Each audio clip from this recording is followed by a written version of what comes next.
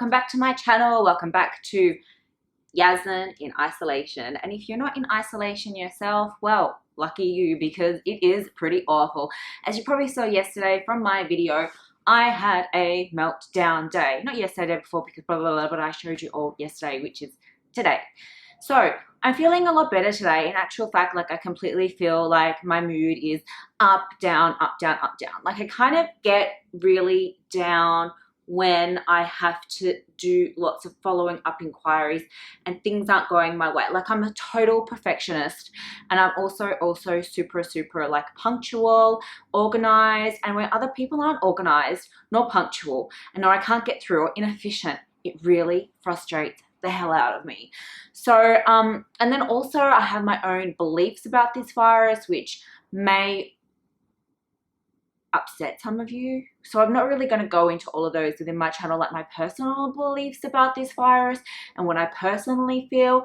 You know, I'm upset about certain things about that, like, you know, oh, my uncle is in Western Australia and I might not ever see him again because I love this uncle like more than my father.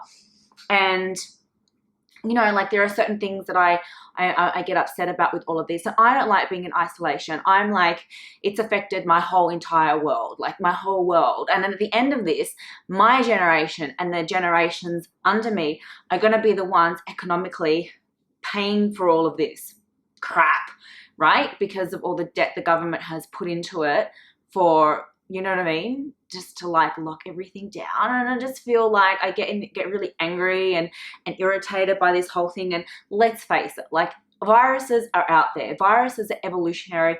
And when the world's population gets too big, we just get dumped a virus that like wipes a lot of us out. But the difference is that this one, we live in the technological era. We just have the ability to be able to communicate all of this with us and do the research and everything. So we're all like more well prepared than, I guess, you know, even 100 years ago or before of that. And let's just face it, like if we were living 100 years ago, most of us would have been wiped out. And that's what the universe is trying to do. The universe is trying to like wipe a lot of us out so it can reset itself again, which is kind of like what always happens anyway.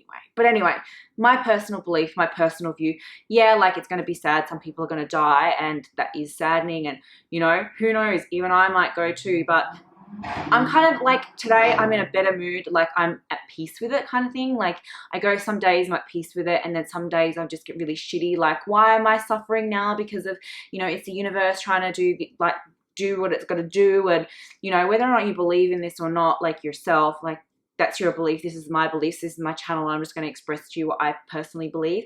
So I get angry because I'm like, you know, I'm suffering right now because of what like the universe is meant to be like culling a lot of us off, because the world's population is too big. Like, and you know, there are people out there who are not doing the right thing by the environment, and they're not doing the right thing by, you know, the world. Like there's a huge gap between like, you know, the rich and the poor, like, and this is humans that we've done that. And maybe this is just like the world's, universe's way of just going blur, like a lot of you need to go and everything needs to just like reset itself. And so I go through days where I'm completely at peace with it. And don't get me wrong, like when you see my videos about me being OCD and like cleaning and going out like in a mask and gloves, that's totally real, because I personally don't want to get sick, and I personally don't want to intentionally like pass anything on. Like I want to do the right thing by everybody, but at the same time, like I am at peace and accept that this is just something that happens in nature like all the time. There are so many viruses out there.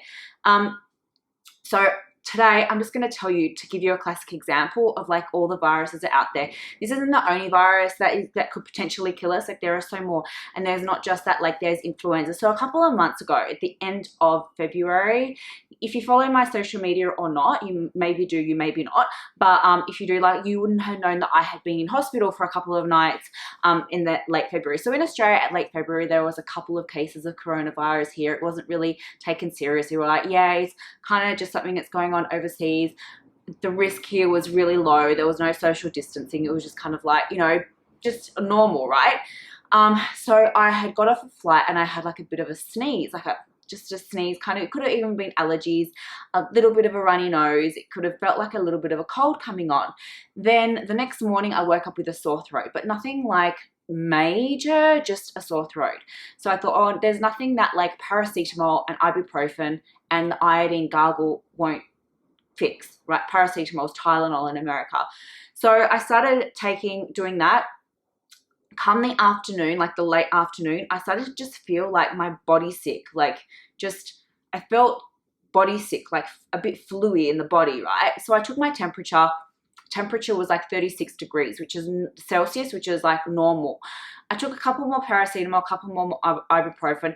Then after that, I started to feel really nauseous, like so nauseous. And about an hour later, I could not stop throwing up, like not stop throwing up. And I couldn't hold fluids down. So, you know, like that's really dangerous when you can't keep your fluids down. So I called 2 home doctor services. They're doctors that come to your house, and nobody could come to my house to give me, I needed Maxilon, anti-nausea, and I needed some electrolytes to like rehydrate myself. And like nobody would come. I thought maybe it's food poisoning, maybe like whatever. And then they put me through to a registered nurse. And then the registered nurse was like, no, it definitely wouldn't be coronavirus. You know, coronavirus doesn't have any nausea related to it. Anyhow, so I was kind of like, I feel really sick. I felt like I'm not sick enough to call an ambulance. I felt that way. I thought in my mind I wasn't even sick. I'm not that sick enough to call an ambulance, but if I get inside an Uber, I might vomit in the Uber, and then the Uber driver is going to be really, really mad at me, right? So anyway, lo and behold, I just felt guilty taking up an ambulance service for some reason. Like I just did, even though I have health insurance, and the health insurance would have covered my ambulance trip. Like I honestly just thought I'm not that sick. Like I was sick, I was really sick, but in my mind. So anyway, I got to the hospital, and hospital waiting rooms are always like super, super busy. It was a Sunday night, super busy, lots of people in there. You only get like seen if you're really, really, really, really sick. So I was in there, I had like a sick bag up, and all of a sudden, bleh, bleh, bleh. So they instantly took me into the triage, and then the triage nurse took my temperature. I was almost 40 degrees, which is like a fever. So my temperature was like almost 40 degrees, and my heart rate was 150 beats per minute, which is fast, especially for an athlete, for resting heart rate. My blood pressure was like super, super low, and she was like, put me straight inside a bed. Then I literally they like gave me a drip full of the IV fluids, like straight saline wasn't really doing much for me. So they gave me electrolytes in an IV. They gave me anti-nausea in an IV. They took a blood test from me. They took, once I could finally do a urine, because I was so dehydrated that like it took 2 liters of fluid before I could actually go do a wee. I went and they did a urine sample. They did a swab for me. I had like, I think, specialists from almost every department coming in to see me, to assess me. Like they were going to put me in intensive care. And they even sent me for a chest x-ray. Like they were treating me at this stage like I could potentially have coronavirus. Like they were treating me like that. They were like, do you have a cough? I go, no, I don't have a cough. I go, I've had this sore throat. Like everyone was coming in, looking at my throat. My temperature wasn't going down. They would give me paracetamol and it would go down to about 38. And then after like couple more hours, it would go back up to almost 40. Like I was really unstable, like nothing they were giving me. So then one doctor came in, he gave me a lot of IV antibiotics, because they were like, we don't know what's wrong with her. They even thought, could you have left a tampon inside of you and have toxic shock syndrome? And I was like, no, I don't use tampons. If you know, follow my channel, I use cloth pads and menstrual disc and stuff like that. I haven't used a tampon in like since ages, since probably late 2019. That's when I stopped using tampons and disposable products. So I was like, no, I haven't. And they were like, okay, whatever. They were treating me like corona. They did the nose swab, like went down in the back of my throat. Then they were like, no, we gave me a second lot of IV antibiotics, a different one, which was more broad spectrum. Then they gave me an IV steroid as well. Like I had given me so many drugs, and then more IV anti-nausea. They were treating me as if I had like something like coronavirus, pretty much, like coming in like hazmat suits and stuff. I was like by myself, and I was just like getting, like I was so sick that I was just like, oh my gosh, like this virus, whatever it was, like literally dumped on my head, like dumped on my head, right? Like I was so sick, and it literally like just came out of nowhere. Then they put me up in the cardiology ward because my heart rhythm started to do something really funny, and they put me up in cardiology ward and I was in solitary confinement up in the cardiology ward, like getting treated. So they were like, we can't, and by that stage, like I felt fine. Like I felt like the virus had I felt okay, you know what I mean? Like I could eat again, I could drink by myself, I wasn't nauseous, I didn't feel like my temperature had gone back to normal. This was like day 2. And then they're like, we still can't let you leave. And then when all my bloods came back, like they tested me for every single virus that they have on their system, like every single virus, including coronavirus. They tested me for everything, like everything, and everything came back normal. No virus. They had like no idea what virus that it was, but it was a virus of some description that I had got. But then in the same time, like because I'd been on prednisone, which is like a steroid because of like the bushfires, and it reduces your immune system. So that made me more like susceptible to contracting any kind, like anything, if you have a weak immune system. That was probably like a good reason why I contracted this like mystery virus. But they were like, your adrenal is low, your cortisol low, and that could have been like probably from that prednisone that I've been taking, but also because they've given me this IV steroid. So anyway, like my point of this is that like when I look at the statistics, oh, we've tested this many people for coronavirus. I was like one of the first people that they tested for coronavirus in Australia, and it came back negative. But what I'm saying in this is, what my point is that it's not just coronavirus that can kill you. There's always viruses out there that can kill you, like viruses and bacteria and bugs and germs and all kinds of things, and illnesses and diseases that can kill you. And this is like evolutionary. Like there'll be like a mega virus or a mega plague that comes, and this is not the first time, and there's going to be another one after this as well. Like this is just how, this is life, right? And, you know, it might not be like coronavirus that kills us. It might be something else that kills us, or it might be, you know what I mean? Like I'm kind of, so today I'm feeling more like, and I go through my stages, like as I said, like some days I'm kind of like, you know what, yeah, like I didn't die then from that virus, but then there might be another virus in the future that does knock me off. So like, in my point in saying this is like, I guess, you know, I'm getting in my down days too, and I freak out and I'm like, ah, like as you saw in my last video.